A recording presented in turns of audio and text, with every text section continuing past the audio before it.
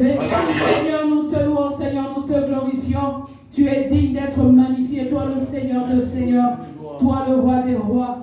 Commence à te préparer pour la parole de ce soir.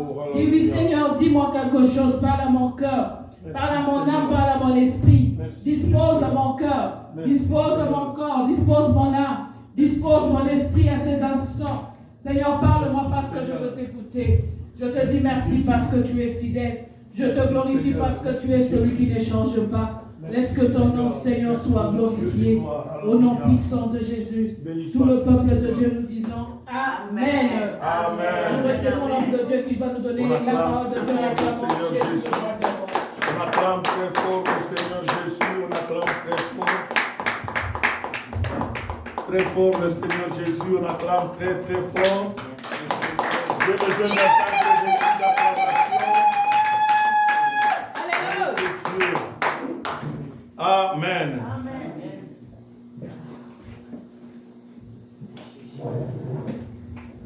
Gloire au Seigneur, gloire au Seigneur, gloire au Seigneur. Gloire à notre Dieu, gloire à notre Père. Oh, que le nom de Jésus soit célébré. Que le nom de Jésus soit béni encore cet après-midi. Nous disons merci à notre Dieu qui a permis que nous puissions être là ce soir, cet après-midi de Pâques. Que Dieu soit loué. Alléluia. Amen. Vous savez, comme l'a dit l'évangéliste Wivine, la Pâques, c'est la fête des chrétiens. C'est ça même le sens de notre salut et existence sur la terre. C'est grâce à la résurrection de Jésus que notre vie chrétienne a de sens. Amen. Et nous bénissons le Seigneur qui a permis que nous puissions être là cet après-midi. Ce soir, je vais partager avec nous cette parole que Dieu m'a mis à cœur. J'étais invité à partager la parole sur une plateforme britannique. C'est une église qui est à Londres.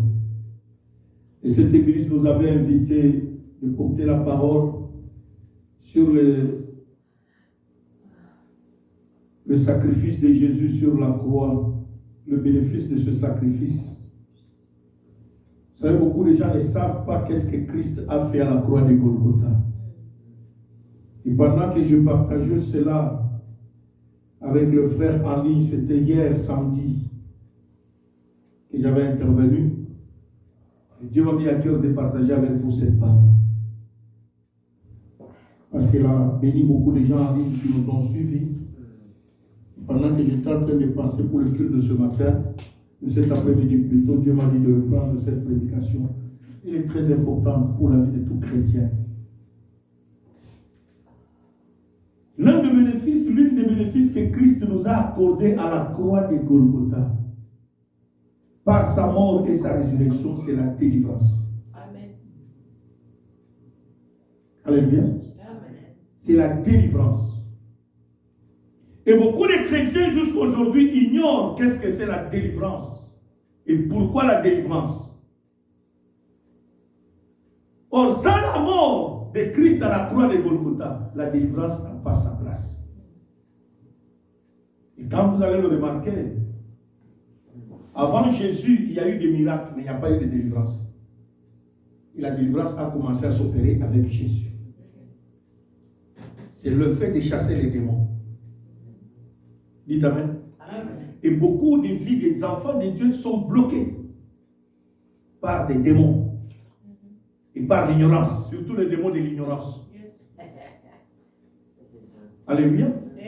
C'est pas pour dire la Bible dit mon peuple est détruit parce qu'il lui manque quoi? Parce que tu ignores quelque chose. Le fait de l'ignorer, toi tu crois que tu es libéré, mais tu te rends toi-même victime et malade. Alors cet après-midi, je vais parler sur la délivrance de la malédiction. Et le but de ma prédication cet après-midi, c'est de nous amener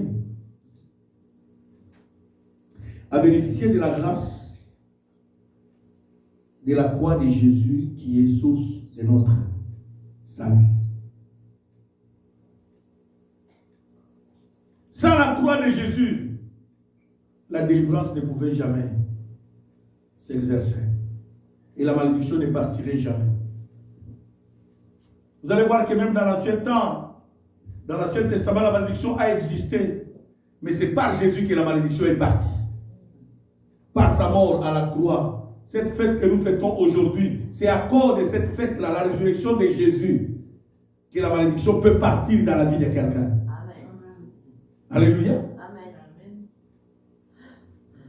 C'est de nous amener à comprendre et à connaître l'origine de notre vie sur la terre.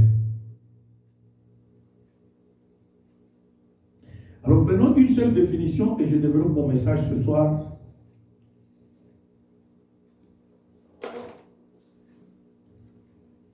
La définition du mot malédiction. Que veut dire malédiction? Une seule définition que j'ai retenue. La malédiction, c'est être privé de la protection divine. Quand on dit que quelqu'un est maudit, il est privé de quoi? De la protection de Dieu. Et quand Dieu ne te protège pas, tu deviens quoi? Exposé. Alléluia. Pour tous les démons, tu deviens un terrain de jouer, un terrain de football. Tu deviens comme... où est-ce qu'on joue le hockey? Centre Bell. Dites amen. N'importe qui peut voir. Peut jouer de toi. C'est comme ça Centre Bell est. Hein? Comme l'été est en train de venir, maintenant on va jouer la musique là-bas. C'est pour ça que c'est la plus. Dites amen le plus fort. Tu deviens comme ça exposé. Et beaucoup des enfants de Dieu, leur vie est quoi? Exposée. Parce qu'ils ne comprennent pas que la malédiction, être sous la malédiction, c'est être privé de quoi? De la protection de Dieu.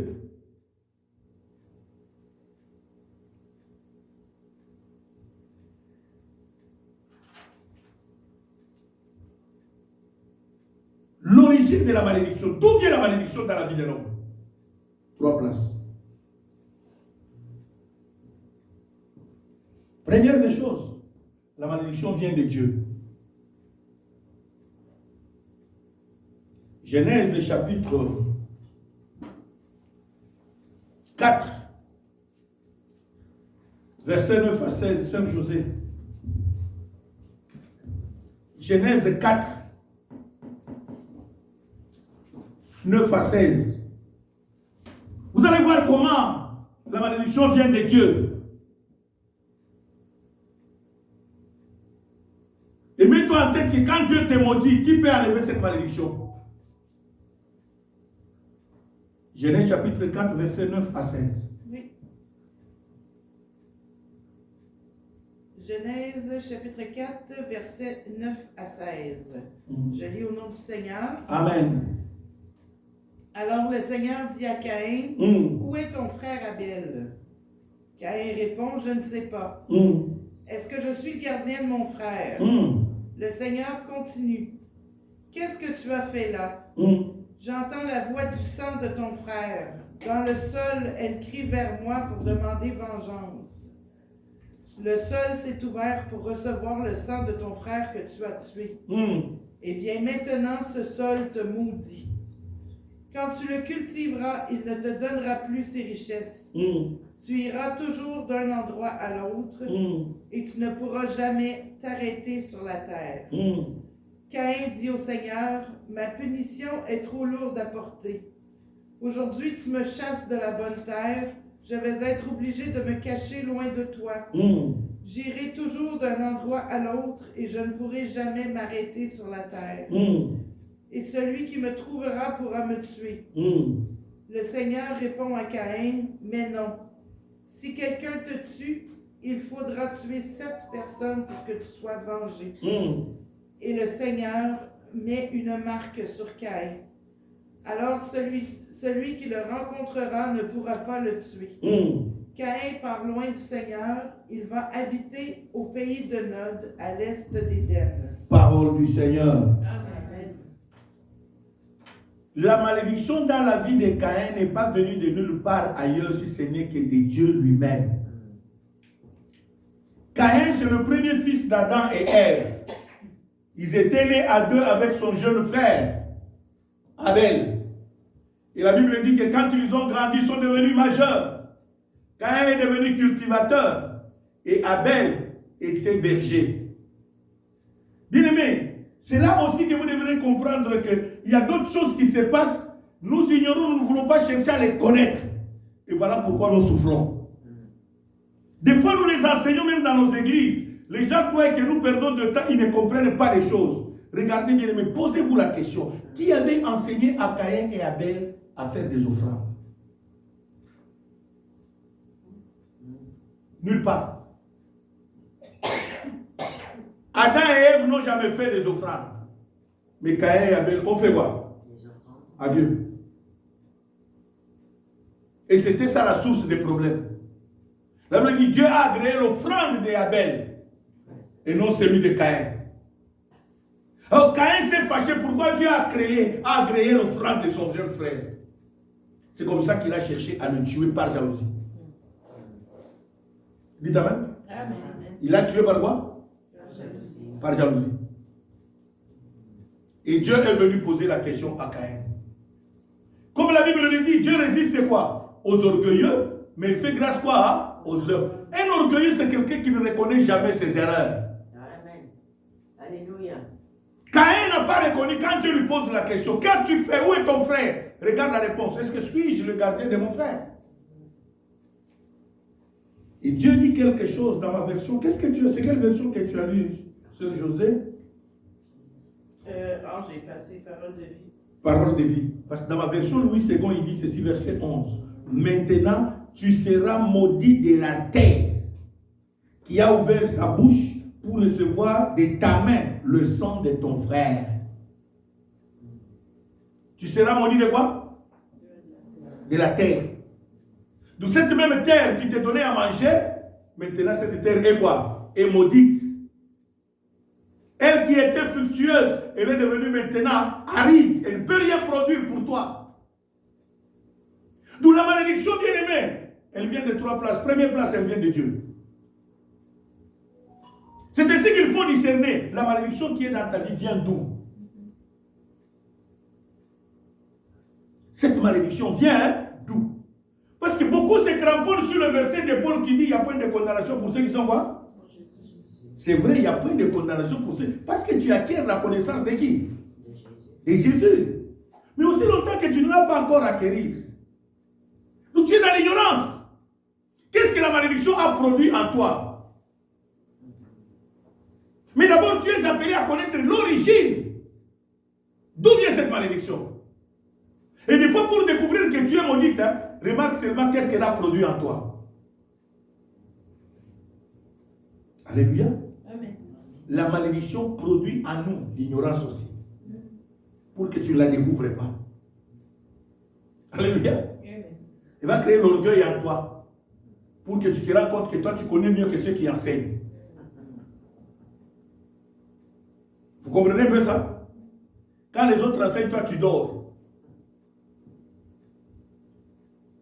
C'est ça le problème de l'homme. La malédiction, bien aimé, amène beaucoup de choses dans nos vies. Amène la maladie. Amène des échecs. Amène des blocages. Amène beaucoup de choses dans la malédiction. Produit beaucoup de choses dans la vie de qui? De l'homme. À cause de la malédiction. Mais maintenant, son origine, il faut savoir d'où elle vient. Premier point, elle vient de Dieu. Deuxième point, elle vient de nos parents. Exode chapitre 20, verset 5. La Bible dit, Dieu punit l'iniquité des pères sur qui? Sur les enfants. De la première jusqu'à la 4e quoi? Génération. Tu ne sais peut-être pas ce que tes parents ont fait. Qui t'ont engagé toi. Mais toi tu subis quoi? Les conséquences. Oh, dans notre famille, on ne réussit jamais, on ne nous aime jamais. C'est pas qu'on vous aime, il faut chercher à comprendre pourquoi on ne vous aime jamais. Pourquoi ça ne marchait pas. Pourquoi dans votre famille, les gens ne se marient pas? Ou quand bien même ils se marient, ils n'ont pas de mariage heureux. Ils peuvent avoir du travail, mais ne bénéficient jamais de ce travail. Pourquoi? Alléluia.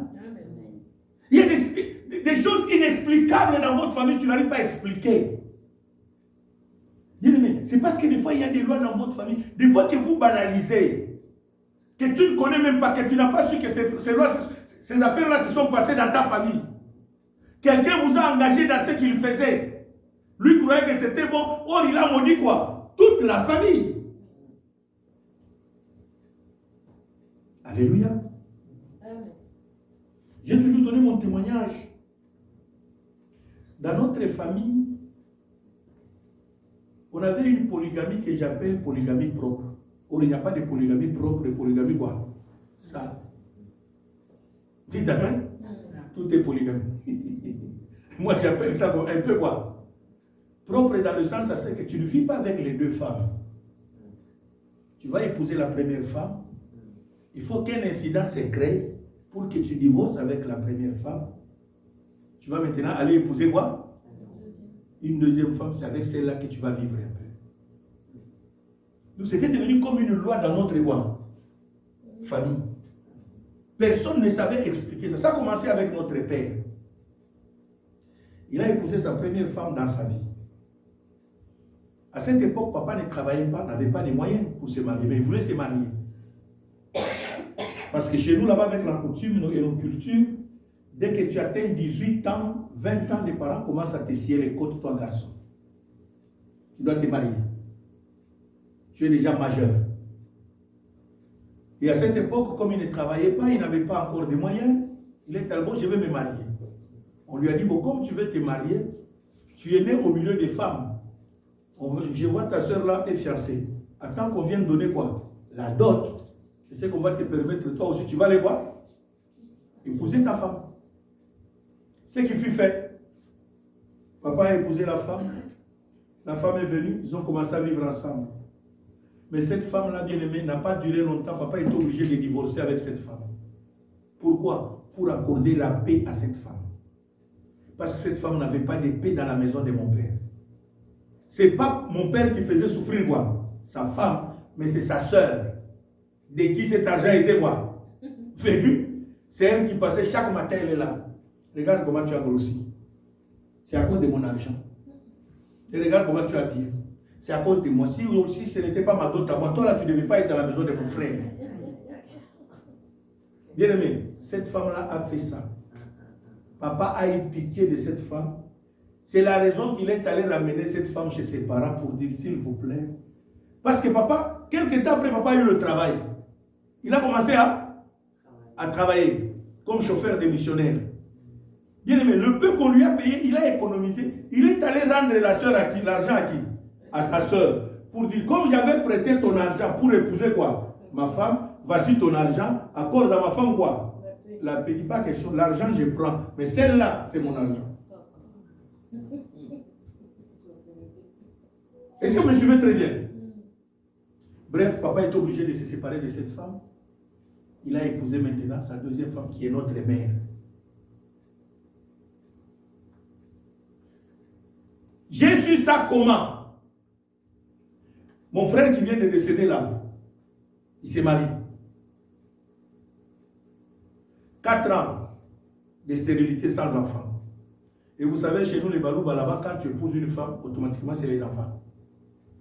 Quand il n'y a pas d'enfant, on met la femme dehors. On a toujours considéré que c'est la femme qui est fautive, ce n'est pas l'homme. Or, avec les jours, nous avons constaté qu'il y a même des hommes qui sont stériles aussi. Alléluia. Bref, or, le cas de mon frère, c'était quoi? C'est par après que moi j'ai découvert cette affaire bien aimée, parce que ce n'était pas que mon frère était stérile ou sa femme était quoi? Stérile. Ils ont fait 4 ans. On est allé ramener la femme chez elle, chez ses parents. Bien aimé, elle a attrapé un homme. L'homme qui l'a attrapé l'a engrossé. Accouchement des jumeaux. Mon frère s'est remarié. Il a engrossé la femme. Accouchement des jumelles. Est-ce que les deux étaient stériles? D'où c'était quoi? La loi est établie par qui? Par l'histoire des noms. Dis-le, tu ne sais pas ce que tes parents ont fait. Mais constate seulement, il y a des similitudes dans ta vie et la vie de quoi? De tes parents. Il n'a pas réussi là-bas, toi aussi tu n'as pas réussi là. Il a eu des problèmes là, toi aussi tu as eu quoi? Quand tu remarques comme ça, dis que non, il y a quelque chose qui ne marchait pas. Deuxième origine des liens de la malédiction, ça vient de nos parents. Bon, bien aimé, cette affaire a failli m'attraper. Je me marie aussi. Je me retrouve 2 ans sans enfant. Comme moi j'étais le fils à maman, maman commence à menacer maman Tété. Il dit d'ailleurs, comme tu ne le mets pas au monde là, si là où dans les veillées où il va des prières, s'il m'amène une grossesse, toi je te mets dehors. Pour lui, je ne vais pas attendre 4 ans. C'est ce qui a poussé maman Tété à se convertir. Parce qu'il a vu son mariage quoi. Et ma mère l'a menacé. Et chez nous, comme vous le savez, chez nous là-bas, avec la coutume, c'était que quand tu te maries, hein, les parents t'exigent, tu restes dans la maison paternelle pendant 1 année. C'est pour te donner que ta femme doit tomber quoi? Grosse. Tu vas avoir, ils vont avoir leurs petits quoi? Enfants. Et après quoi? Ils vont te préparer, t'amener, te dire de quitter le toit paternel. Va chez toi maintenant. C'est comme ça qu'on s'est retrouvé là-bas, sans enfant, 2 ans. Et moi, ce qui m'a sauvé, c'est la prière. J'étais déjà converti. Parce qu'un jour, ma mère a appelé ma belle-mère, il a menacé ma belle-mère. Il dit, ta fille est en train de faire passer le temps à mon fils. Hein? Si tu ne trouves pas de solution, dans 3 mois, là, je la mets dehors. Et c'est comme ça que, bref, je suis allé voir mon pasteur. Et mon pasteur nous a soumis à un programme de prière. Et Dieu a fait grâce, nous avons commencé à avoir des enfants. Et c'est là que Dieu m'a révélé que dans votre famille, il y a quoi? Une loi établie. La première femme, ce n'est pas celle que tu vivras avec. Il faut qu'un incident se crée. Tu dois la répudier pour aller en épouser quoi? Dans ta famille, c'est quoi? Est-ce que je parle à quelqu'un ce soir? Bien, mais voici les choses qui nous bloquent. Tu es appelé, la Bible dit, mon peuple est détruit parce qu'il lui manque quoi? La connaissance. C'est pas pour dire la Bible même est allée plus loin dans Thessaloniciens. Il dit, ne méprisez pas les prophéties, mais examinez-le. Et retenez quoi? Ce qui est bon. Regarde dans ta vie. Et va dans la vie de ton père, de ta mère. Même du côté de tes cousins, même du côté de tes cousines. Va regarder dans la famille élargie. Qu'est-ce qui ne marche pas? Cherche à comprendre pourquoi. Et pas accepter, non. Dieu connaît, non. Dieu ne connaît pas. Il y a ta responsabilité à toi. Il y a la responsabilité de Dieu.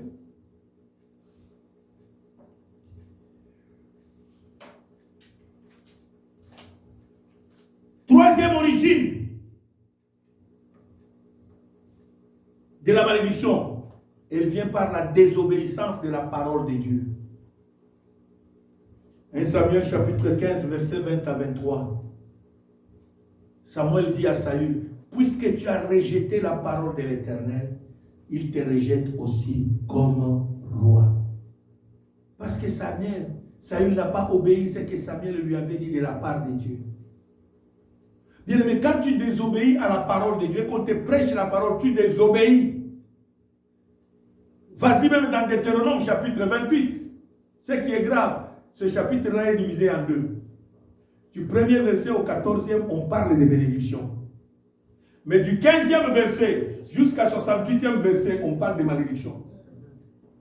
Pose-toi la question, comment la bénédiction est petite? Dans ce chapitre 28 de Deutéronome. Du 1er au 14, on parle, regarde comment Dieu va te bénir, regarde comment Dieu va te bénir, regarde comment Dieu va te bénir, regarde comment... Mais dès qu'on arrive au verset 14, ça s'arrête là. Mais de 14, de 15 à 68, alors faisons un peu 68 moins 14, ça fait combien de versets? Nous 54 versets qui parlent de malédiction. Voici ce que sera ta malédiction. Voici ce que ça va devenir. Voici ce que ça va. Quand tu vas désobéir, quand tu vas faire ceci, voilà ce qui va t'arriver. Bien-aimé, 68 versets qui parlent de la malédiction. Et quand vous lisez le mot-clé dans ces 58, 54 versets-là, ça parle de la désobéissance. Quand tu désobéis à la parole de Dieu, voilà ce qui va t'arriver.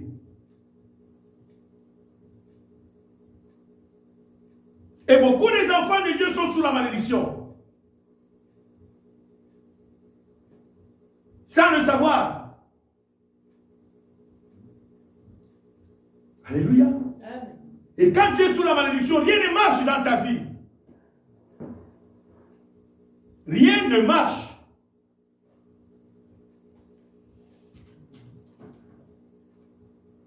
C'est là l'importance de la croix de Jésus.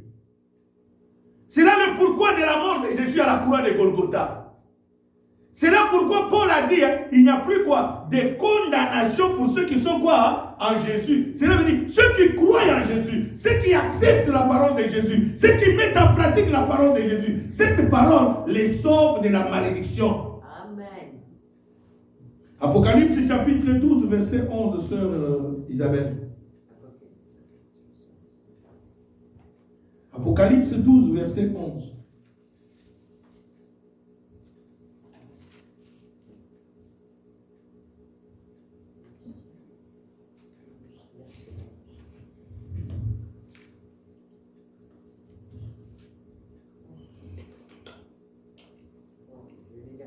Jésus. Mets-toi debout. Ils ont vaincu à cause du sang de l'agneau et à cause de la parole de leur témoignage. Et ils n'ont pas aimé leur vie jusqu'à craindre la mort. Répète ce verset-là. Ils ont vaincu à cause du sang de l'agneau et à cause de la parole de leur témoignage et ils n'ont pas aimé leur vie jusqu'à craindre la mort. Parole du Seigneur. Est-ce qu'on peut acclamer très fort la parole de Dieu? Ils l'ont vaincu à cause du sang. Ce sang qui a coulé à la croix de Golgotha. Le jour où Christ a expié. Le sang qui a coulé de ses côtes. Bien-aimé, nous donne la victoire sur la malédiction. Le sang de Jésus nous donne la victoire sur quelle que soit l'origine de ta malédiction. Voilà pourquoi Dieu a voulu se sacrifier par lui-même à travers Jésus-Christ. Dans l'Ancien Testament, on offrait le sang des agneaux. Mais ce sang n'a pas ôté la malédiction. Alléluia. Lisez très bien, vous allez voir que ce sang n'a pas ôté quoi? Il fallait le sang de Jésus à la croix de Golgotha pour que la malédiction soit ôtée. Et ce soir, j'aimerais que tu comprennes que le travail que Christ a fait à la croix de Golgotha était très important pour que cette malédiction qui pesait sur toi puisse tomber. Amen. Cette maladie qui pesait sur toi puisse tomber.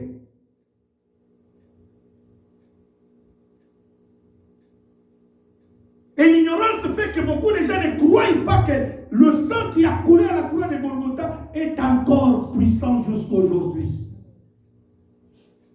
C'est un sang qui ne coagule jamais, qui communique la vie chaque jour. Pas seulement ce sang nous purifie, pas seulement ce sang nous sanctifie, mais ce sang nous sauve de toutes sortes de malédictions et ses conséquences. Quand le sang de Jésus passe dans ta vie, bien-aimée dans le Seigneur, rien ne reste intact. Tout change. Tout, je dis bien tout. Alléluia. Tout change.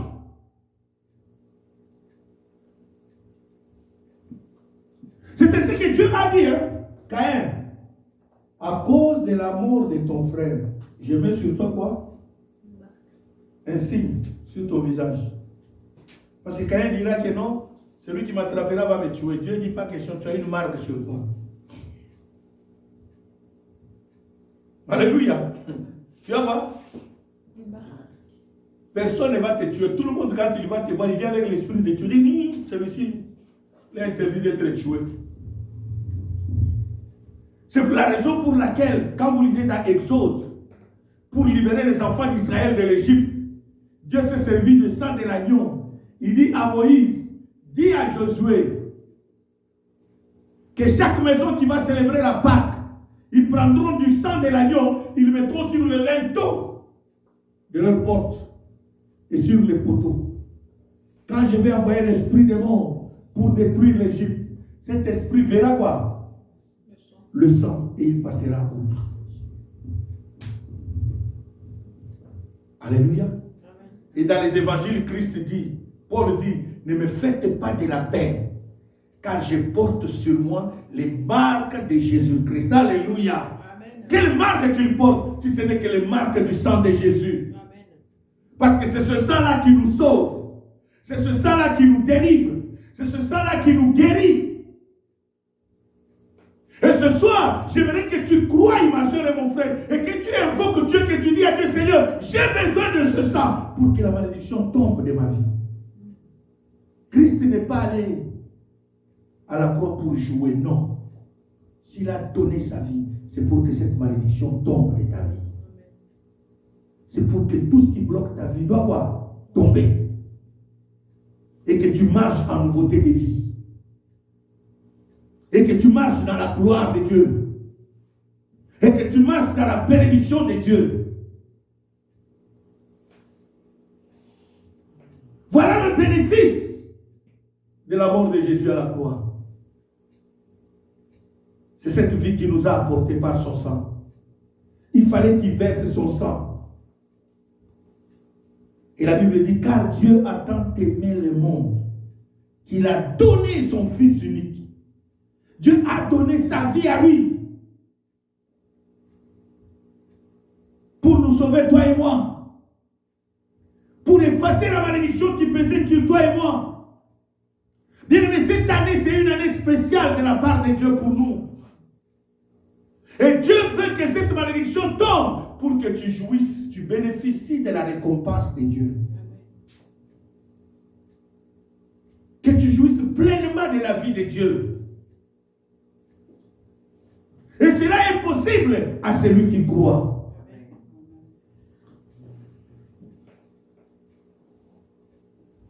Et la foi, c'est cette volonté que tu crées en toi de changer. Cette volonté que tu crées en toi de chercher le bien. Amen. C'est ce désir que tu crées en toi que Dieu existe. Pas seulement il existe, il est le rémunérateur de tous ceux qui le cherchent. Il rémunère tous ceux qui le cherchent d'un cœur sincère.